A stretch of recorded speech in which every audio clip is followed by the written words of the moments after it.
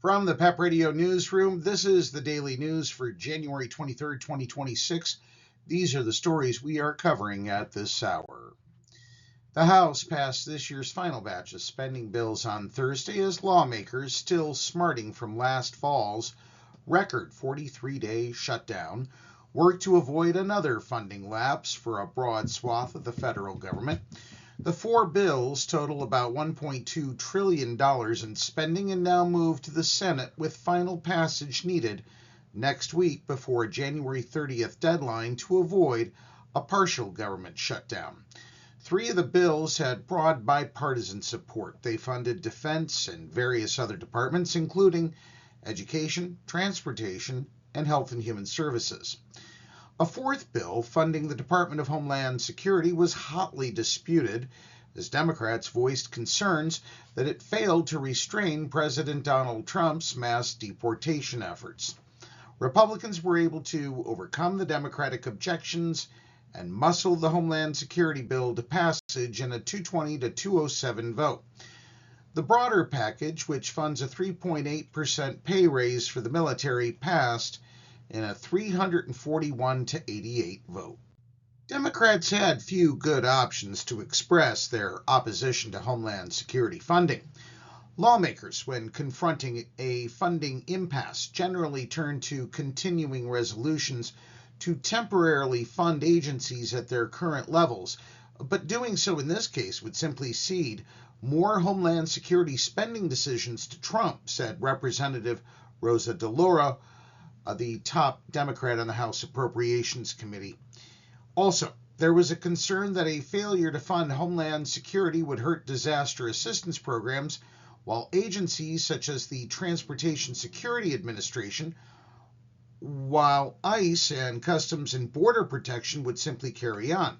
They could use funding from Trump's big tax cut and immigration bill to continue their operations. ICE, which typically receives about $10 billion a year, was provided $30 billion for operations and $45 billion for detention facilities through Republicans' One Big Beautiful Bill.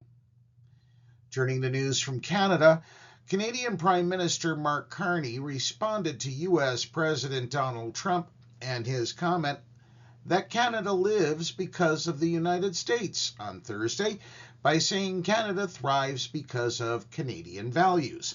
Carney said that Canada can show the world that the future doesn't have to be autocratic after returning from Davos, where he gave a speech that garnered widespread attention.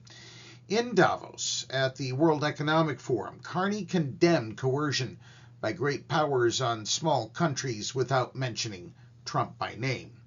Upon returning home to Canada, Carney responded to Trump directly by referencing Trump's remarks in Davos.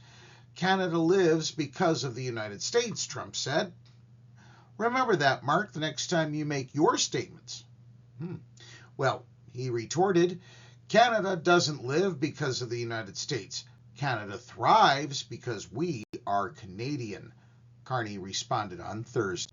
Turning to news from Maine, Maine's Democratic governor challenged federal immigration officials on Thursday to provide warrants, real-time arrest numbers, and basic information about who is being detained in a sweeping enforcement operation in her state, saying residents have been left largely in the dark as fear spreads through immigrant communities. If they have warrants, show the warrants. In America, we don't believe in secret arrests or secret police, Governor Janet Mills said at a news conference. Mills said that President Donald Trump's office hasn't returned her calls regarding the operation launched this week, dubbed Catch of the Day, by U.S. Immigration and Customs Enforcement. Federal officials have said about 50 arrests were made the first day and that roughly 1,400 people are operational targets in the mostly rural state of 1.4 million residents, 4% of whom are foreign-born. The remarks came as Cumberland County Sheriff Kevin Joyce raised concerns about the arrest of one of his corrections officer recruits by immigration agents. Joyce was among more than 100 sheriffs nationwide who met last year with border czar Tom Homan.